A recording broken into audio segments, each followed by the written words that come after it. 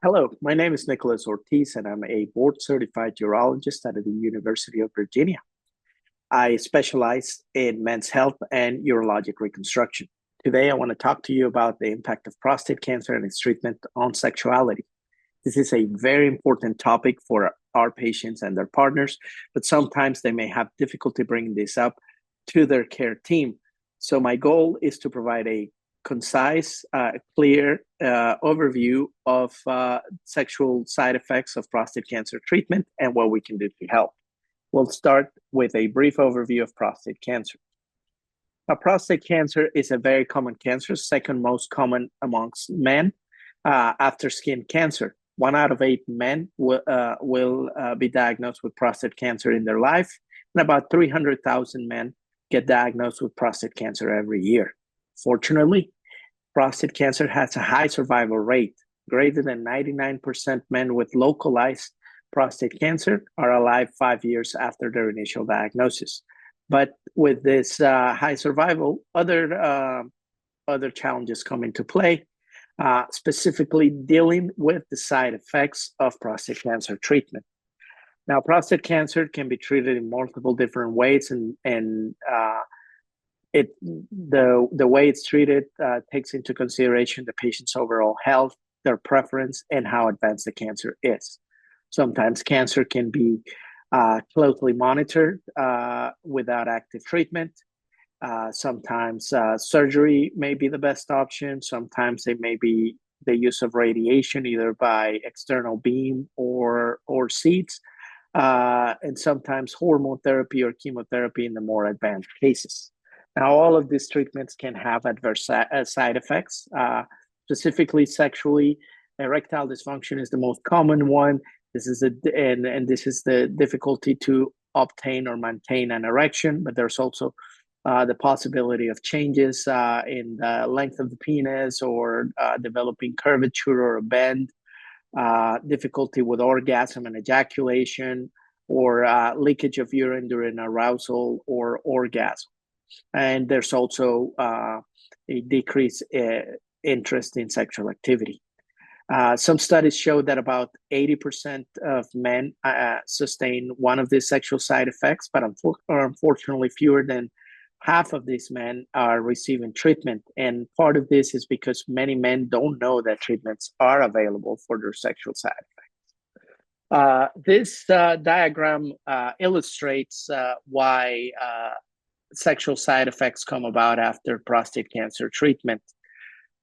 Circled here in red, you can see the neurovascular bundle, which is what we call the cluster of blood vessels and the nerves that control erections in men.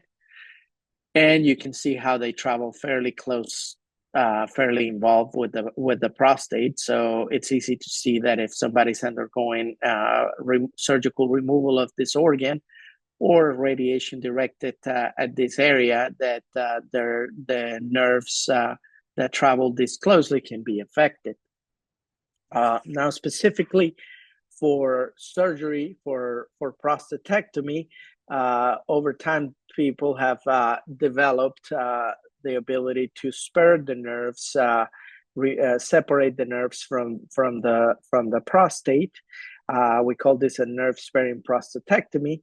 And this can lead to improved erectile function overall. However, even with the most meticulous, careful, and skilled nerve dissection, erectile dysfunction still happens. And the reason we know this happens is because these nerves, even when they are preserved, are subject to stretch injury and injury from heat and inflammation. This leads to decreased production of neurotransmitters involved in erectile function, specifically nitric oxide, which is a blood vessel dilator. And nerves can take a very long time to heal. So sometimes we expect these nerves to take up to 2-3 years to heal. And in the meantime, that decreased production of nitric oxide is going to lead to decreased blood flow into the penis and scar formation because of this. And unfortunately, over time, this problem can become irreversible and may not be overcome even after the nerves make a full recovery. So in men who undergo prostate cancer treatment, specifically surgery, we highly recommend penile rehabilitation. What is penile rehabilitation?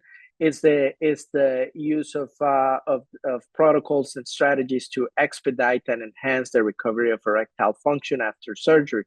How do we go about doing that? There are several tools we use for this. We usually start patients on oral medications.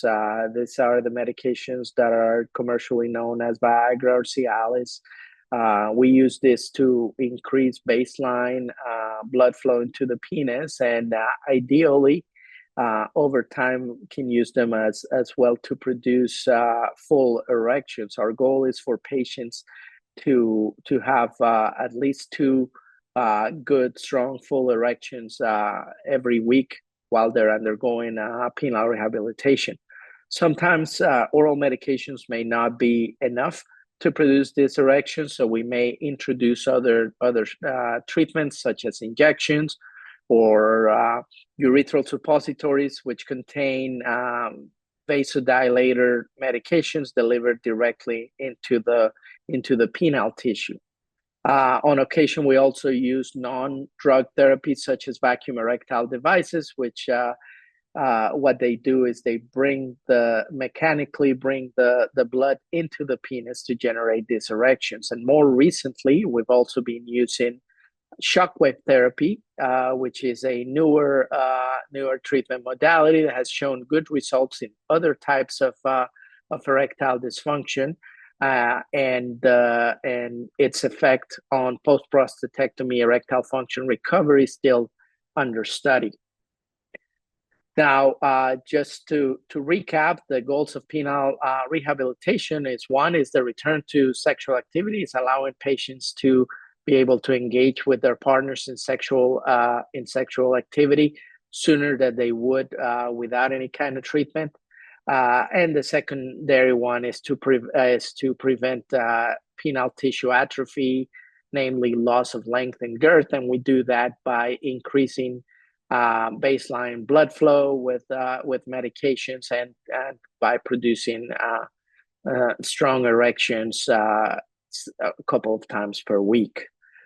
Now, on some patients, they may not have had penile rehabilitation after their surgery, or sometimes the rehabilitation may not have been effective, as it's not effective on everybody.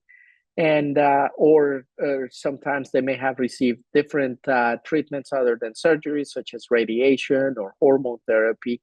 And for those patients, while all the previously mentioned treatments are still an option, they can still try medical therapy, such as oral medications, injections, urethral suppositories, or non pharmacologic interventions such as a vacuum device or shockwave therapy. We also offer patients surgical management of their erectile dysfunction with penile implants. These are devices that are placed in the penis and produce an erection very effectively. This option has a high patient and partner satisfaction rate. But we know that recovery is not just about erections. Sexual rehabilitation looks at the global picture, coping with changes in orgasm and ejaculation, addressing leakage of urine during arousal or during orgasm, addressing feelings of decreased masculinity or lack of intimacy, and more importantly, engaging partners to be participants of this sexual rehabilitation.